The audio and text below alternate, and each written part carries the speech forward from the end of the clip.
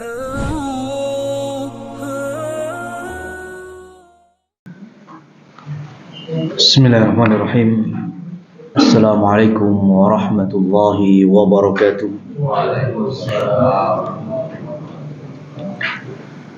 Alhamdulillahi rabbil alamin. Asbahna ala fitratil Islam wa ala kalimatil ikhlas wa ala dini nabiyina Muhammadin sallallahu alaihi wasallam wa ala millati abina Ibrahim hanifan musliman wa ma kana minal musyrikin. Asyhadu an la ilaha illallah wahdahu la syarika lah wa asyhadu anna Muhammadan abduhu wa rasuluh. Qala Allah ta'ala ya ayyuhan nasu ittaqu rabbakumul ladzi khalaqakum min nafsin wahidah wa khalaqa minha zawjaha wa batha minhuma rijalan katsiran wa nisaa'a wattaqullaha alladzi tasaaluna bihi wal arham innallaha kana 'alaikum raqiba. Amma ba'du, jamaah sekalian muslimin muslimat yang dirahmati oleh Allah Subhanahu wa taala. Alhamdulillah, kita bersyukur subuh kali ini Allah Subhanahu wa taala berikan kenikmatan, yaitu hidayah untuk kita bisa melaksanakan subuh secara berjamaah, dan juga kita lanjutkan kajian dalam tema sirah Nabi Muhammad, Siratul Mustafa sallallahu alaihi wasallam. Dan kita masuk ke babak baru sepulangnya Rasulullah sallallahu alaihi wasallam dari Bani Nadir, Bani Quraidah, dan juga masyarakat Mekah yang ikut serta di dalam perang Ahzab. Mereka pun juga telah kalah kembali ke rumah masing-masing. Maka di tahun yang sama, yaitu tahun ke-6 dari hijrahnya Rasul sallallahu alaihi wasallam, ada satu peperangan yang sebetulnya nggak terjadi pertempuran dahsyat. Namun dari awal kisah penyerangan, kemudian sampai nyerah dengan mudah, sampai selesai perang, syariat-syariat Allah turun, dan beberapa pelajaran penting bisa kita ambil dalam kehidupan kita sehari-hari. Dikenal dengan peristiwa perang Banu Mustaliq, atau di sebagian riwayat juga dikenal dengan sebutan nama perang Muraisi'. Muraisi' itu salah satu sumber mata air atau sumur di wilayah Bani Mustaliq, dan beliau sallallahu alaihi wasallam memang memilih tempat itu untuk ngecamp militer dan memerangi Bani Mustaliq. Maka dari sini perangnya juga dikenal dengan perang Muraisi'. Jamaah sekalian yang dirahmati oleh Allah Subhanahu wa taala, perang Bani Mustaliq itu sebabnya karena tokohnya, suku Bani Mustaliq punya pemimpin namanya Harith bin Abi Dziror, berencana pengen nyerang Madinah. Kumpul pengen nyerang Rasul sallallahu alaihi wasallam dan para sahabat. Tapi berita ini sampai duluan kepada beliau. Maka Nabi meminta kepada sahabat namanya Buraidah radhiyallahu anhu untuk ngecek bener apa enggak kalau suku Bani Mustaliq pengen ke Madinah. Cari informasinya fik betul. Kemudian Rasul sallallahu alaihi wasallam bersabda, "Fal'an naghzuhu." Mulai sekarang kalau ada cerita-cerita kita pengen diserang, gak usah nunggu, kita yang akan datangi mereka. Ya, jadi semenjak kemenangan di perang Khandaq atau Ahzab, Rasul Shallallahu Alaihi Wasallam sudah bisa memutuskan sekarang kita yang jalan ke mereka, kita yang serang mereka. Ini menunjukkan kalau kaum muslimin sudah kuat. Ya, jadi nggak butuh defend lagi sekarang. Kita yang attack, kita yang menyerang duluan. Nah, Harith bin Abi Dhirar, di mana sebagai pemimpin Bani Mustaliq, punya anak perempuan yang diberi nama oleh Rasul Shallallahu Alaihi Wasallam nantinya dengan nama Juwairiyah, dan ujung-ujungnya Juwairiyah di dalam peristiwa perang Bani Mustaliq dinikahi oleh Rasulullah Sallallahu Alaihi Wasallam dan menjadi bagian dari Ummahatul Mukminin. Peristiwa Bani Mustaliq sebelum perangnya, saya berikan beberapa catatan penting ya, karena nantinya kita akan melewati ya, syariat turunnya tayamum. Kemudian terdeteksinya gembong munafik. Para sahabat itu sudah tahu bahwa di sekitar mereka ada orang-orang munafikin. Tapi secara personal atau oknum, nah itu ketahuannya di sini, di peristiwa Bani Mustaliq. Sampai kemudian mereka menyebut Abdullah bin Ubay bin Salul adalah gembongnya munafik. Jadi aibnya, cacatnya munafik itu kelihatan terbongkarnya di Bani Mustaliq. Yang ketiga, adanya sisi pertikaian antar muslimin. Muhajirin dan Ansor itu ada gesekan lagi, sehingga nyaris mereka berbenturan. Kita tadi sudah sebutkan kondisi muslimin kuat. Ya, jadi kalau biasanya kuat itu mulai musuh, ya krusialnya itu intern, mas. Ya, Muhajirin dan Ansor ada gesekan yang nanti Rasul Shallallahu Alaihi Wasallam damaikan kembali. Kemudian berikutnya adanya larangan untuk membantu Rasulullah Shallallahu Alaihi Wasallam dari sisi munafikin, ngompori munafikin. Sudah, kalian gak usah bantu Muhammad, bla bla bla bla. Nanti kita akan dapati. Dan terakhir adanya peristiwa berita dusta, hadithul ifki, yang disandarkan kepada ibu kita Aisyah radhiyallahu anha. Jadi 4 atau 5 peristiwa besar ini menyertai dalam rentetan tragedi Ghazwah Bani Mustaliq. Ma'asyiral muslimin wal muslimat yang dirahmati Allah.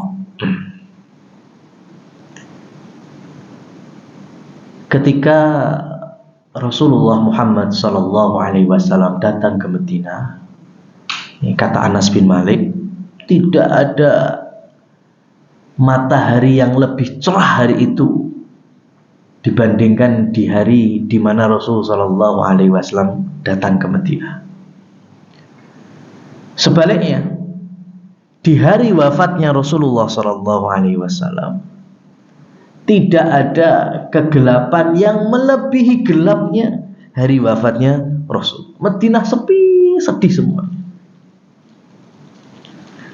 Hari wafatnya Rasulullah Sallallahu Alaihi Wasallam. Bahkan beberapa hari kemudian, setelah wafatnya beliau, Abu Bakar, Umar itu mendatangi seorang nenek-nenek Karena Abu Bakar dan Umar itu melakukan semua yang mereka bisa kerjakan, melanjutkan kebaikan Rasul. Ya, jadi Rasul itu ketika sudah wafat, apa yang saat beliau hidup kerjakan, itu diteruskan oleh Abu Bakar dan Umar. Salah satunya mengunjungi seseorang nenek, di mana saat Abu Bakar dan Umar radhiyallahu anhuma berkunjung, nangis. Abu Bakar berpikirnya, wah ini mesti sedih ini masih kehilangan Rasul sallallahu alaihi wasallam. Maka Abu Bakar ya memberikan kabar-kabar gembira, sudah nek, enggak usah sedih.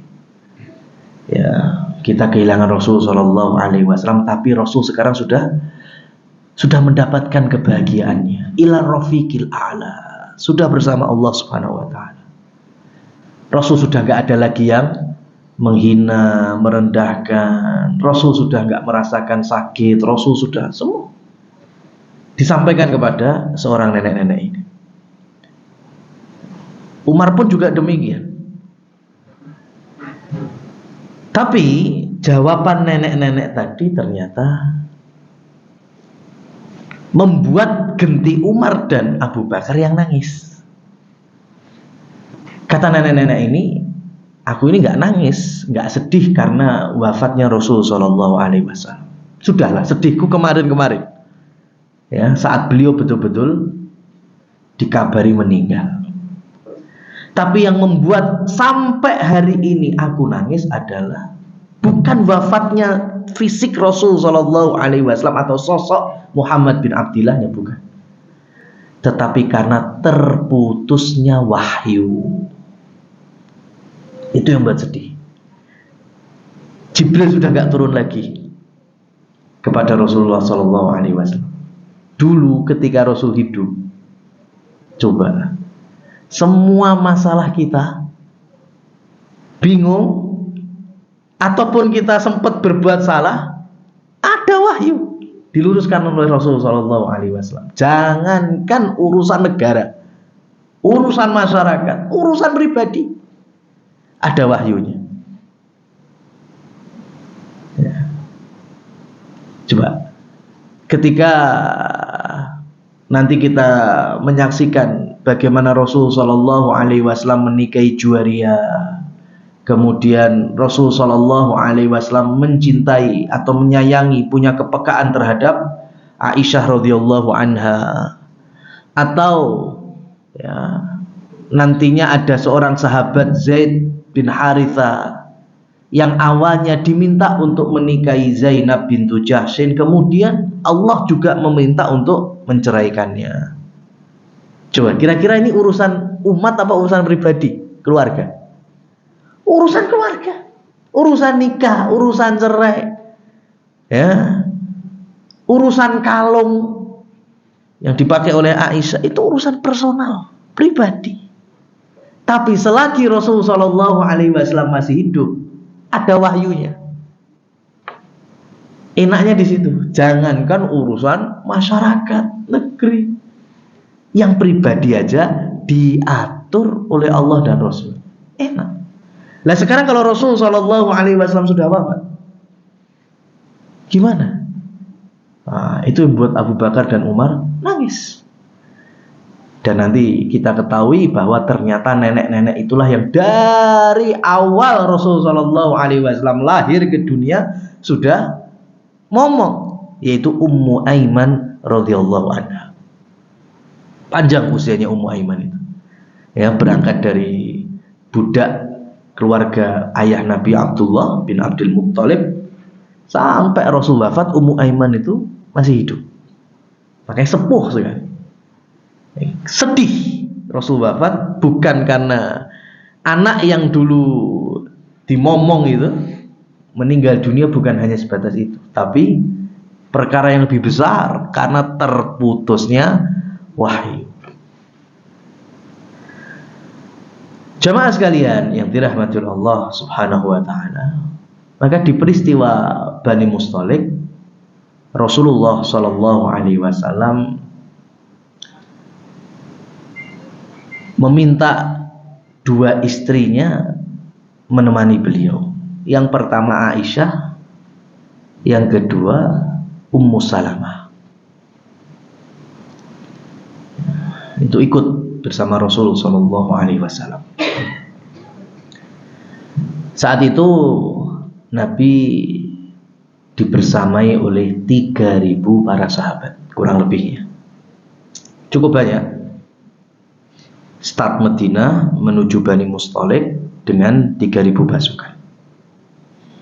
Seperti biasa, kalau wanita itu menaiki unta dengan adanya haudaj atau bangunan kecil, gubuk-gubuk kecil ya di atas unta. Adapun yang laki-laki nggak butuh itu. Maka di perjalanan Bani Mustalik, baik untanya Aisyah maupun untanya Ummu Salamah itu ada haudajnya. Maka berangkatlah Rasulullah Shallallahu Alaihi Wasallam. Di tengah perjalanan, waktunya untuk istirahat, tapi nggak bermukim ya, hanya istirahat saja. Maka beliau memberhentikan pasukan atau rombongan. Berhenti. Dan saat itulah Aisyah radhiyallahu anha juga turun, keluar dari untanya. Untanya diprok tadi untuk buang hajat. Sepulangnya dari buang hajat, Aisyah merasakan kalungnya hilang. Nah ini bicara kalung. Bani Mustalik itu diawali dengan sebagaimana para ulama menyebut kisah sepenggal kalung. Kalungnya Aisyah itu ya aslinya bukan kalung yang mahal. Kalau di kitab ini dikenal dengan sebutan min jiz'id difar. Jiz'id difar itu jenis kalungnya. Jiz'id difar itu itu artinya mutiara hitam. Ya, kan ada jenis beberapa perhiasan ya, ada yang emas hitam atau mutiara hitam kecil. Adapun difar itu wilayahnya, wilayah produksi jiz'nya tadi, yaitu di Yaman. Jadi jiz' itu mutiaranya warnanya hitam, dan difar itu wilayah Yaman. Jadi semenjak dulu produk disandarkan dengan wilayahnya itu sudah ada, Mas. Ya, namanya gudeg Jogja, tahu Sumedang, pempek Palembang, selak Solo. Ya, biasa kayak gitu ya. Ya, produk disandarkan dengan wilayahnya. Maka Aisyah pun juga memiliki kalung yang dikenal dengan jiz'id difar. Ya, berarti ini mutiara dari Yaman. Di mana kalungnya ini pengaitnya itu selodo, Mas.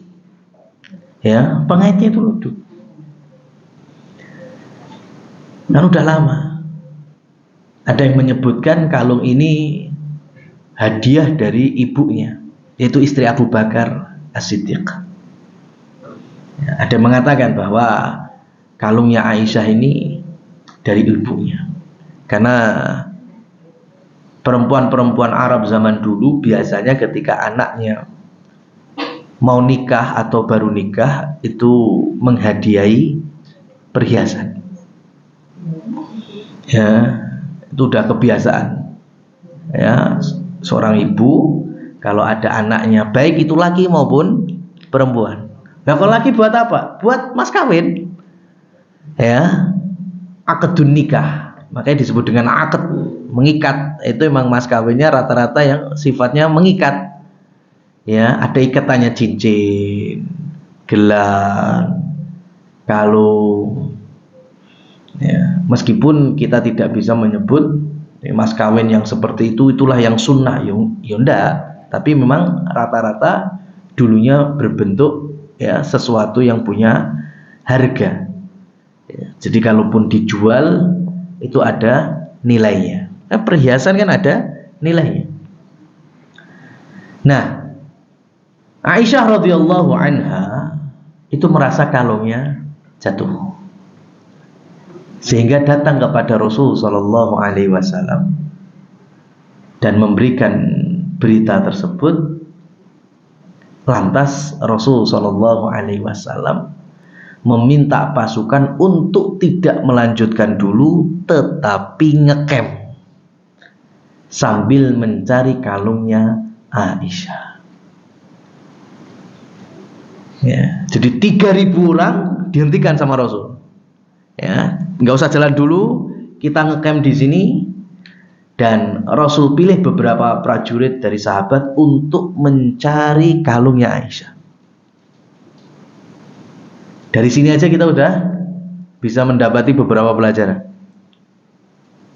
Yang pertama, Rasul Shallallahu Alaihi Wasallam mengajak istri beliau di dalam safar jihadnya.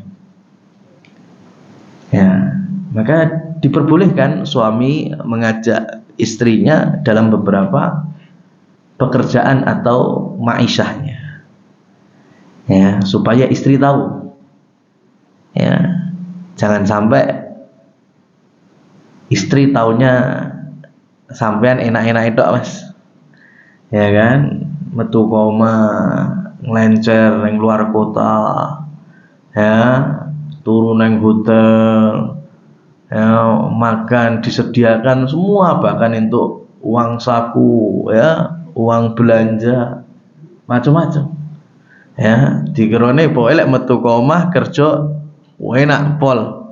Nah, sesekali aja mas, biar tahu, oh ternyata ya selama berapa hari neng hotel tapi kur meeting rapat, ya, ternyata melelahkan, ya, supaya tahu ternyata di luar itu yang kelihatannya enak belum mesti enak dan nyaman, masih ada perjuangan di sana. Bahkan Rasulullah Shallallahu Alaihi Wasallam mengajak istrinya itu dalam perjuangan jihad fisabilillah, ya, yang bisa berpotensi mengorbankan nyawa. Itu Aisyah radhiyallahu anha beliau ajak. Yang kedua, ketika kalung itu jatuh sehingga Rasulullah Shallallahu Alaihi Wasallam harus meminta prajurit dan rombongan ngecamp di tempat yang tidak seharusnya ngecamp. Itu kan masalah. Ini sudah strategi militer loh ini. Ya, maka nanti terjadi kasak kusuk di tengah-tengah sahabat. Wah, ini tempatnya nggak pas untuk ngecamp. Apalagi dengan latar belakang kalung jatuh.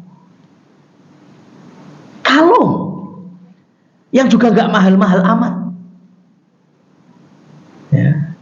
Coba Rasul Shallallahu Alaihi Wasallam panglima perang, sekaligus saat itu berstatus suami dari Aisyah, menghentikan pasukan hanya karena kalung istrinya jatuh.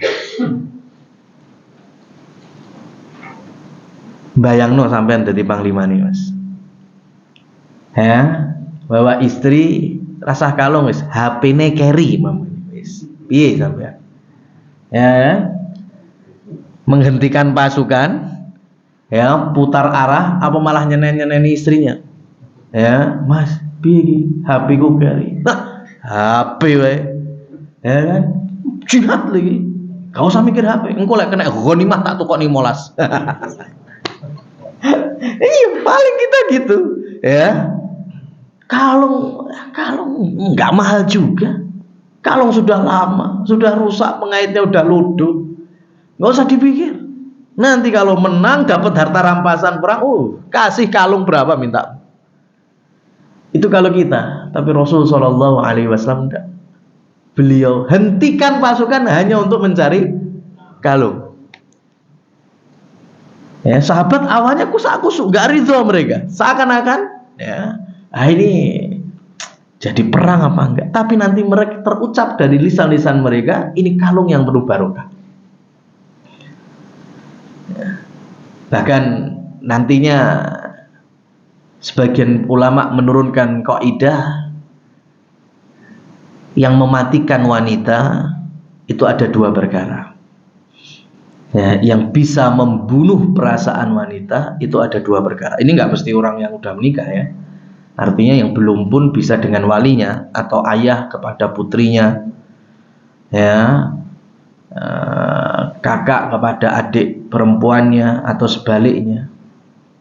Yang penting namanya perempuan fitrahnya itu perasaannya bisa terbunuh dengan dua perkara. Yang pertama adalah al-ihmal, muhmil. Yang kedua adalah ananiyah. Ya. Yang pertama adalah al-ihmal, yang kedua adalah ananiyah. Ihmal artinya acuh tak acuh. Ya, acuh tak acuh. Ya. Wanita bisa terbunuh perasaannya kalau suaminya ya nggak peka dengannya, acuh tak acuh. Dan Rasulullah SAW tidak seperti itu. Lihat, komplainan istrinya kalungnya jatuh, berhentikan pasukan. Tahun keberapa ini? Tahun ke-6 Hijriah, di mana Rasulullah SAW tinggal bersama Aisyah di Madinah, serumah. Usia Aisyah saat itu 9 tahun. Berarti peristiwa ini umur Aisyah berapa? Kurang lebih 15 tahun. Ya, seorang suami dengan istri yang 15 tahun, ya, ada komplainan kalungnya jatuh, menghentikan jihad. Ya, Rasulullah SAW punya kepekaan terhadap istri-istrinya, rasa sayangnya, rasa cintanya.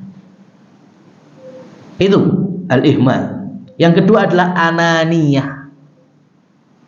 Ananiyah diambil dari kata ana, aku, saya. Jadi ananiyah itu keakuan. Ada egosentrisnya. Ya. Waku, pokoknya ya, waku. Nanti kan ada penggalan kisah Rasulullah SAW lomba lari dengan Aisyah. Ya.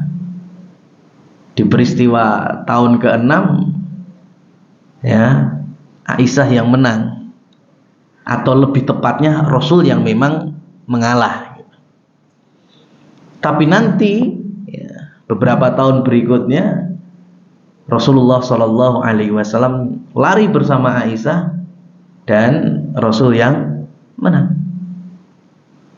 Dan saat itu Rasul mengatakan ini ya impasnya dari beberapa tahun yang lalu. Kalau tahun yang lalu kamu yang menang, sekarang aku yang menang. Seri berarti. Padahal kira-kira masuk akal Rasul kalah lari sama Aisyah? Enggak. Ya, enggak ada Rasul kemudian di tahun itu kemudian mengatakan Aisyah sini menang tuh aku. Jani sing wingi kan ya aku, kur yo ngalah. Ya kan? Mosok ya aku kalah melayu mbek sampai. Enggak gitu. Ini namanya ananiyah. Maka baik al-ihmal atau ananiyah itu bisa membunuh perasaan wanita. Ya. Maka Rasulullah SAW mendengar Aisyah punya kepentingan kalungnya, maka beliau hentikan pasukan. Dan itu terjadi sudah masuk waktu malam. Ayo. Di padang pasir golek kalung wengi, pilih ketemu. Ya, dicari terus semalaman. Sampai jelang subuh. Lah, menjelang subuh ini yang menjadi masalah. Sahabat pada kasak kusuk, gimana? Jihad nggak berangkat-berangkat. Terlagi subuhan. Lah tempat ngecampnya nggak pas. Ya, inilah pentingnya kita menilai itu dari beberapa sudut. Prajurit ngiranya ini ngecampnya pas sama enggak? Enggak ada sumber mata air, bukan tempat yang layak untuk ngecamp. Ya, tapi bagi Aisyah pas enggak ini? Pas wong kalunge pancen ilangin ning kono kok. Iya kan? Bagi sahabat enggak pas ini. Enggak cocok untuk ngecamp. Bagi Aisyah tepat tepat dong, saya kehilangan kalung di sini. Ya.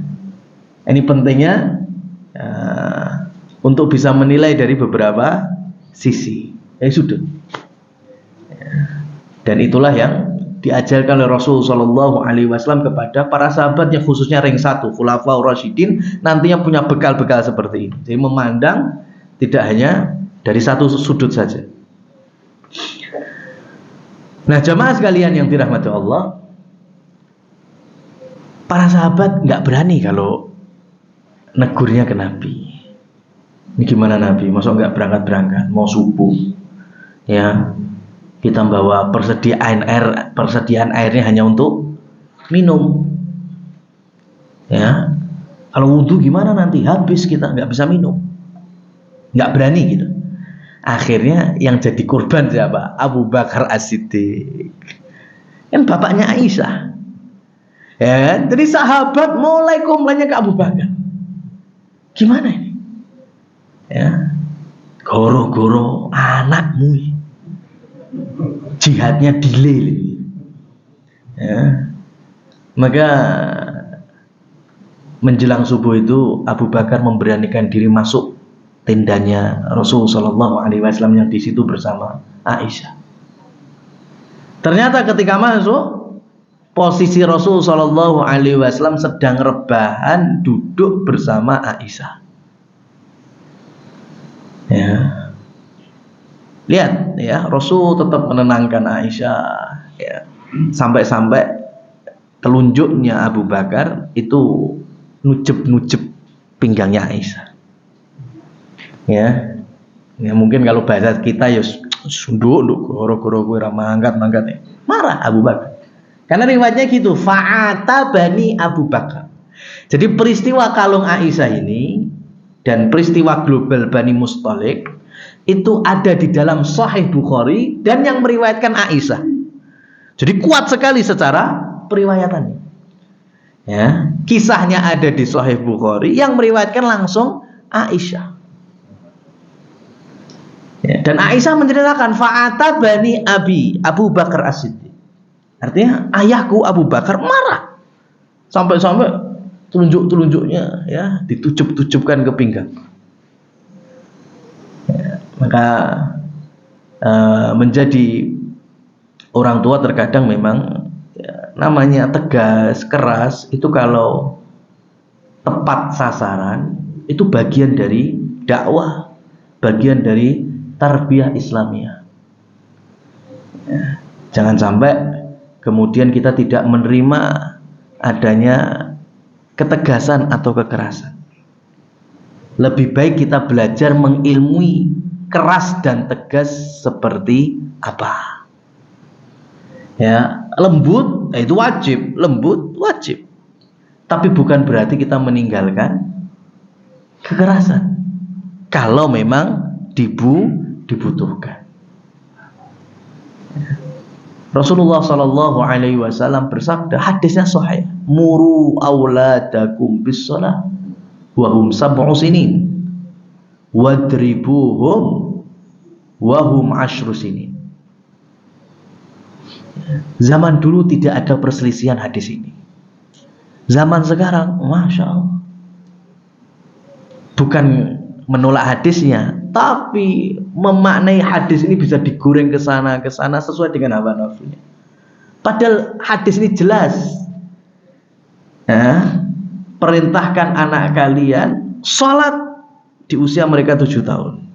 Wadribuhum, pukullah anak-anakmu itu kalau nggak mau sholat ketika usia mereka 10 tahun.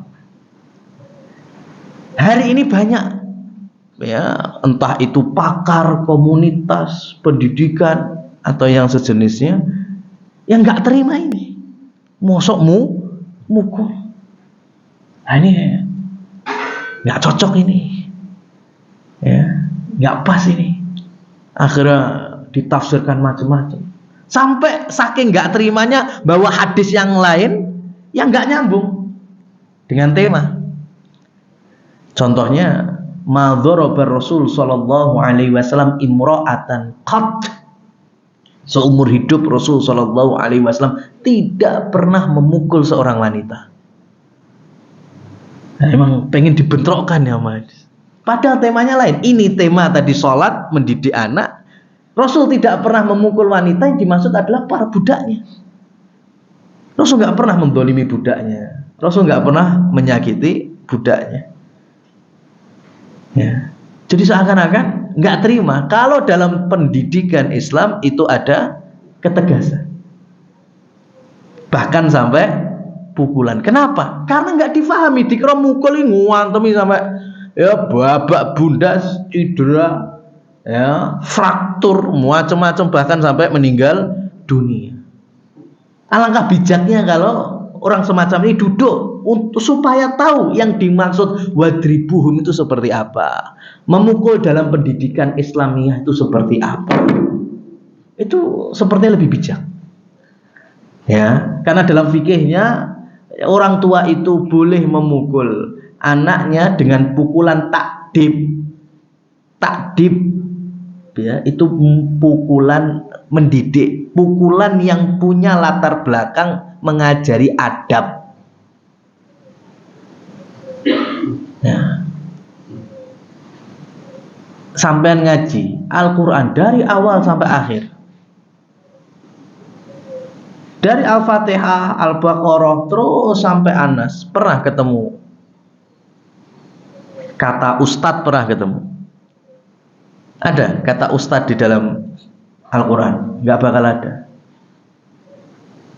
Kita ngaji hadis, antum ngaji Arba'in Nawawi, ngaji ya sampai Sahih Bukhari, Sahih Muslim, ada kata ustadz?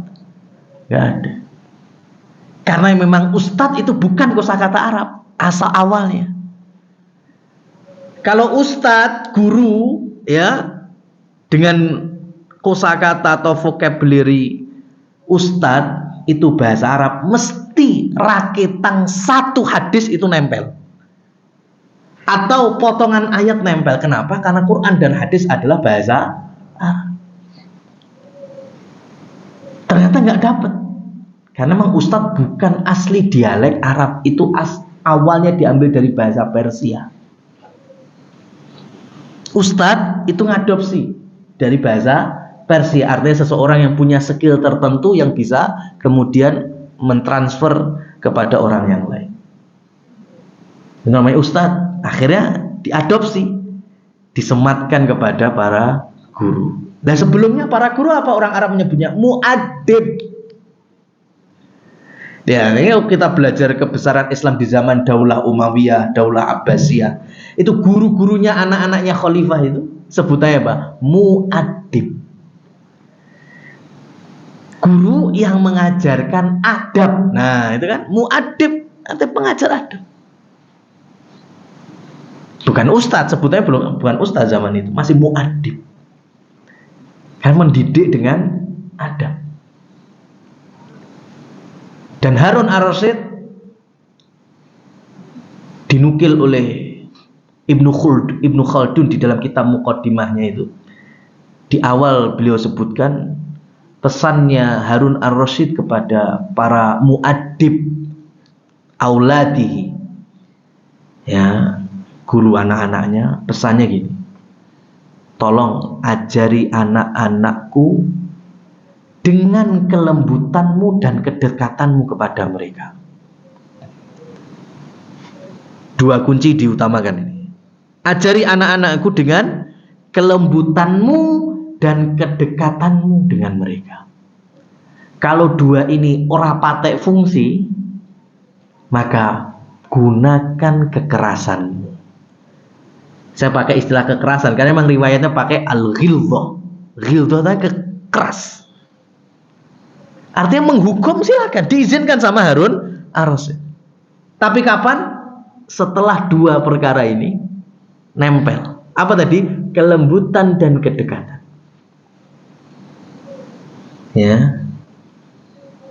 Ya.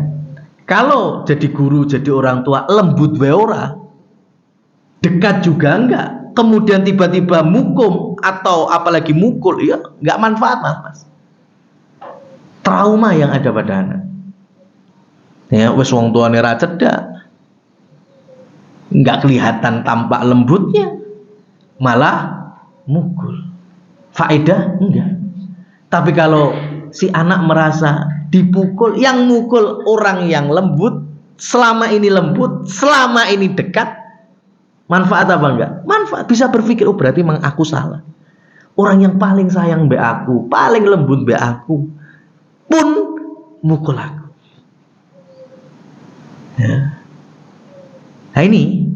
Yang kedua, kira-kira kalau orang lembut, orang yang sayang, mukulnya mukul balas dendam, apa mukul seperti apa?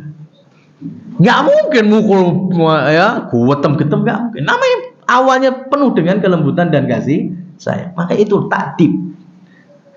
Sehingga tidak boleh orang tua atau guru itu memukul anak lebih dari 10. Karena 10 ke atas itu urusan hakim. Bahkan ketika mukul dengan pukulan takdib tadi yang tidak menciderai, tidak melukai, anak kemudian menyebut asma Allah, wajib bagi orang tua untuk berhenti. Ya, jadi mama lagi nyeblek bokong anak. Ya. Karena terlambat sholatnya umpamanya.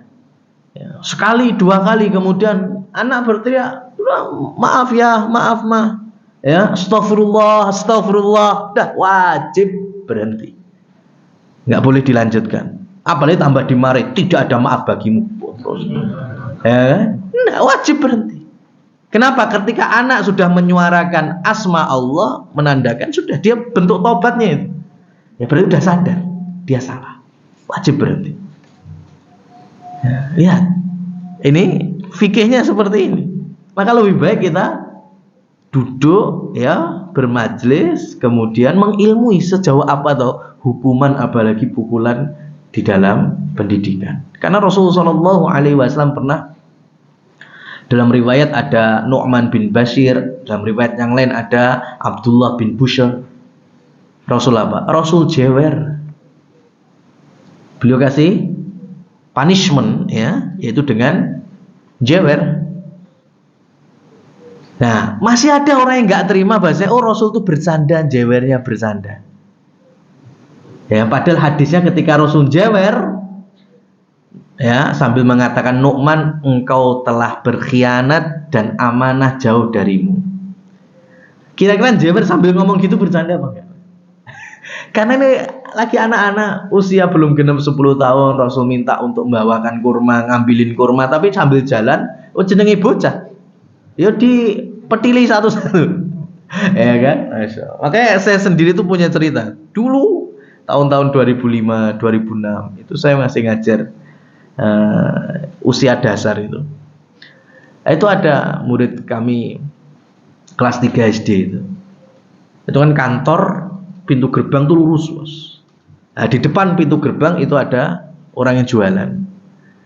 Saya sengaja saat itu ngongkon murid ini untuk beli es teh. Ya. Kasih duit, berangkat dia. Lah, perjalanan dari bakul es teh mlebu gerbang sampai mau ke kantor, oh jenenge bocah nyekel es teh. Ya kan? Oh ya, mbak deleng ini mbak diseruput. Lah kan saya tuh lihat dari ini. Lah kok enak mentole gini. Ya. Itu terjadi. Namanya juga anak. Ya kan? Itu ambil jalan mbak diseruput didik. Ya. Usia seperti itu. Nah, makanya Nu'man melakukan kurma seperti itu ya masih sangat wajar. Tapi Rasul awalnya tadi memberikan amanah. Dan dia telah berkhianat, dihukum, dijawab sama Rasul sambil mengatakan engkau telah berkhianat.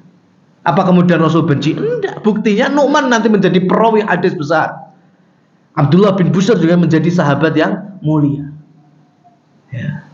Ternyata Rasul pernah menghukum, ya, memberikan jeweran, memberikan ketegasan secara lisan, tapi beliau berisikan pendidikan, takdib, adab, ya, mengajari bukan mencederai.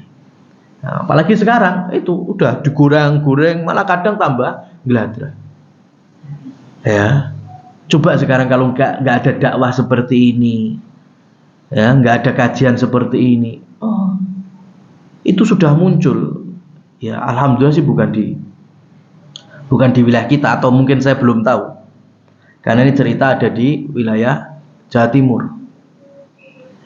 Jadi ada yang datang ke kita minta, ya Cynthia ngobrol lah, sharing. Ini orang tua nih, anaknya masuk sekolah. Anaknya masuk sekolah SD, kemudian ditanya sama gurunya. Ya. Gender itu ada berapa? Anaknya jawab 2. Laki dan perempuan. Orang tuanya dipanggil. Orang tuanya dipanggil. Ya. Kenapa? Ini guru bertanya gender itu ada berapa? Muridnya menjawab laki perempuan. Kemudian, lah bagaimana dengan transgender? Ya. Bocahnya ya jawabnya alhamdulillah pas ya. Setuju aku. Gak usah dibahas, gak terlalu penting Pak, ngono. Bener itu, saya sepakat saya. Tapi akhirnya malah marah. Wali muridnya dipanggil. Intinya guru nggak terima. Sekarang ya itu ada, nggak tahu ini penyusupan atau brainwashing atau apa. Pokoknya gimana caranya ya gender itu nggak cuma 2. Ya. Apa gurunya juga rodo abu-abu ya mbok? Ya kan? Lihat ini di dunia pendidikan sudah muncul seperti ini. Apalagi kalau ternyata ini lembaga pendidikannya ada Islamnya. Waduh, bahaya ini. Ya, masuk kemudian kita tinggal diam kan nggak mungkin. Tetap yang salah harus kita luruskan, yang bengkok juga harus kita luruskan. Ya. Nah ini takdir, bukan untuk zalim. Maka Abu Bakar As-Siddiq radhiyallahu anhu itu melakukan gitu, bukan marah benci sama anaknya, enggak. Ya. Tapi sedang mendidik ini gimana? Kowe lek ora cerita kan ya ora bakal koyo ngene. Dan ternyata betul sampai subuh nggak ada air, atau lebih tepatnya air nggak cukup untuk wudhu. Tiba-tiba Allah Subhanahu wa Ta'ala turunkan itu Quran surat Al-Maidah ayat ke-6. Yang paling bawahnya itu fatayammamu sha'idan thayyiban. Ya, maka di peristiwa inilah turunlah ayat tentang tayamum. Syariat tayamum ya muncul di peristiwa berangkat ke Bani Mustalik. Dengan latar belakang apa? Kalung ceblok. Muncul syariat besar tayamum. Termasuk syariat yang tidak ada di Nabi dan Rasul sebelumnya. Syariat tayamum itu cuma di zaman Nabi Muhammad SAW saja. Sampai sekarang. Ya. Fatayammamu. Dengan persyaratan-persyaratannya ya. Anggaplah ada 3 syarat utama. Yang pertama, ayatnya kan diawali dengan fa'ilam tajidu ma'an. Ketika kalian tidak menemukan air. Berarti nyari dulu, ada usahanya dulu. Makanya tim dari sahabat nyari dulu dan dipastikan di sini nggak ada sumber air. Jadi lek sanyo omah sampean mati, keran mampet, tandon gak ono isini, ojo langsung kemudian oleh tayamum. Lah sebelah keran ngocor terus. Ya kan? Masjid juga bisa buat wudu. Ya. Makanya cari dulu. Kalau memang udah dicari, udah ada usaha ya, nah itu baru keringanan tayamum muncul. Atau yang kedua, ada air tapi tidak memungkinkan untuk menggunakannya. Sakit misalnya. Ada air tapi memang dari pesan dokternya jangan kena air. Nah, ini mau nggak mau tayamum. Atau yang ketiga, ada air bisa digunakan tubuhnya, cuma air ini diantara 2 perkara yang penting. Seperti kisah Bani Mustalik, ada air tapi antara minum sama wudhu. Kalau dienggo wudhu berarti gak iso ngombe. Ya, kalau bisa minum tapi nggak bisa wudhu, mana yang diutamakan? Untuk minum. Ya, untuk minum. Makanya kemudian wudhunya dengan tayamum. Ya, jadi kalau hal-hal 3 ini terjadi, itu syarat tayamum masuk. Dan itu menggantikan hadas, baik itu kecil maupun besar. Berarti kalau hadas kecil biasanya dengan wudhu bisa digantikan tayamum. Hadas besar mandi juga bisa digantikan tayamum. Ya, tapi tayamum itu menggantikan semuanya, bukan hanya wudhu saja, mandi pun bisa. Ya, jadi kalau umpamanya ada hadas besar tapi kita nggak mungkin untuk mandi, ya tayamum. Jenazah, ya kan ada jenazah normal, ada yang mungkin ya, harus ada perilakuan yang khusus. Jenazah kebakaran atau ndelep neng cengkle berhari-hari udah ngembu. Itu kalau itu aja ngangkatnya sudah harus tim khusus lah, orang iso meropol. Ya, kemudian dimandikan. Nah, itu harus dilihat. Kalau dimandikan ternyata bisa mencederai jenazah, maka cukup ditayamum. Ya, cukup ditayamum. Makanya ada teman kita itu sempat dulu ada wanita kayak tukang mancing juga itu. Ya, itu tanya ke kita ketika selesai ngangkat sudah masuk rumah sakit, itu tanya gini, Ustadz, ini jasad ada anting-anting emas bagus di kupingnya, ini harus dilepas atau tidak? Ya dilihat dulu kondisinya. Ya, kalau dilepas tidak mencederai dan mengurangi dari kehormatan jasad mayit, lepas. Tapi kalau ternyata nggak bisa atau bahkan mencederai, ya biarkan. Jawabannya, ya nggak mungkin nggak mencederai. Jelas ini kita sentuh iso meropol karena udah ngembung. Ya sudah, berarti biarkan seperti itu, kuburkan ya sebagaimana adanya. Ya, padahal emas punya nilai nggak ini? Punya nilai. Ya, makanya kalau ada jenazah wanita misalnya, kemudian nganggo gigi palsu emas, nah itu sama persis. Dalam fikih Islamnya dilihat, kalau mencabutnya tidak merusak jasad si mayit, maka copot. Kenapa? Karena emas. Kira-kira kalau digawa neng Semar Nusantara payu ora? Kalau laku berarti kan masuk harta warisan. Tapi kalau ternyata dicopot, bisa ngerusak rahang si mayit atau mencederai ya jenazahnya, maka nggak usah dicopot. Itu kalau gigi palsunya emas. Kalau selain emas yang nggak ada harganya, ya berarti nggak usah dicopot. Kopor selen misalnya, dicopot enek. Ya kan, porselen tutu malah iso payu. Lek porselen untu ya laku nggak itu, atau yang lainnya. Jadi nggak perlu dilepas, ya kuburkan kayak apa adanya. Nah, jamaah sekalian yang dirahmati oleh Allah Subhanahu wa taala, maka turunlah ayat ini, fatayammamu sha'idan thayyiba.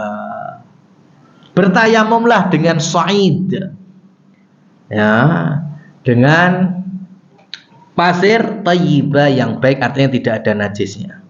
Lah sha'id ini jamaah sekalian, itu jumhur ulama mayoritas memang memahami dengan pasir atau ghubar debu. Makanya sepakat para ulama bertayamum dengan pasir atau debu itu sah. Sepakat para ulama. Yang menjadi perbincangan di kalangan mereka adalah ketika di tempat-tempat yang berpotensi dibersihkan terus, sehingga mana pasirnya gak ono, gak ketok, Mana debunya? Nggak nemu. Maka sa'idan ya oleh 3 ulama abad kita rahimahumullah, ada Syekh bin Baz, Syekh Utsaimin, ya, kemudian Syekh Albani, mereka menjelaskan bahwa semua yang ada di atas permukaan itu juga boleh untuk materi tayamum. Karena masih ada sebagian kaum muslimin itu kalau umpamanya di pesawat tayamum ya, di jok atau kursi pesawat itu dengan dalil tadi. Mana ada debu, mana ada pasir, diresiki terus. Ya, atau mungkin sekarang kereta juga bagus-bagus. Ya, jok sepur bagus-bagus. Ya, sehingga mana dibersihkan terus, mana ada pasirnya. Akhirnya ada sebagian muslimin memang kalau naik kendaraan mbek sangu wedi. Ini ketemu ya kan, berapa kali safar iso sak kental iso dadi buka material cilik-cilikan ya. Enggak seperti ini. Jadi semua yang ada di atas permukaan itu boleh untuk tayamum. Karena hakikatnya tetap ada sesuatu. Umpamanya ini habis dilap, habis dianggap dipel lah meja ini. Lihat 10 menit lagi ada nggak kira-kira debu atau material? Ada. Mungkin nggak kelihatan kasat mata, tapi hakikatnya ada. Maka itu pun bisa untuk tayamum. Ya, jadi tidak harus sa'idan, harus wujudnya ada pasir atau debunya itu. Ya, tentu kalau memang di padang pasir jelas, di pasir jelas, atau memang ada di tempat-tempat yang ada pasirnya, sepakat para ulama membolehkan. Tapi kalau di tempat-tempat tadi pun ya, meskipun kita melihat bersih, maka tetap dibolehkan untuk dibuat tayamum. Wallahu a'lam bishawab. Maka dari sini akhirnya orang-orang pada nyalami Abu Bakar As-Siddiq. Abu Bakar As-Siddiq kemudian nyiumi Aisyah. Tuh, lihat tadi awalnya nucup-nucup gini lah. Akhirnya ini fair. Nama orang tua gini, fair mas. Ya, ini pelajaran. Coba sampean bar maghrib nyenani anak, bar isya mau minta maaf, gelem orang. Ya kan, sorry yo. Ya kan, kene yo. Abu Bakar enggak. Ya Allah, sebelum subuh marahi Aisyah, subuhan nyium Aisyah, mendoakan Aisyah, nyelamati Aisyah. Engkau adalah putriku yang penuh barokah. Loh, lihat. Padahal awalnya fairnya Abu Bakar. Ya, sehingga kemudian sahabat pun mengatakan hadhihi laisat awwalu maratin burikat ailatu Abi Bakrin. Ini bukan kali pertama keluarga Abu Bakar dihujani barokah. Ya, masya Allah. Dari sini kita tahu bahwa syariat tayamum berlatar belakang kalungnya Aisyah yang jatuh. Wallahu a'lam bishawab. Aqulu qouli hadza fa subhanakallahumma wa bihamdika asyhadu an la ilaha illa anta astaghfiruka wa atubu ilaik. Wassalamualaikum warahmatullahi wabarakatuh.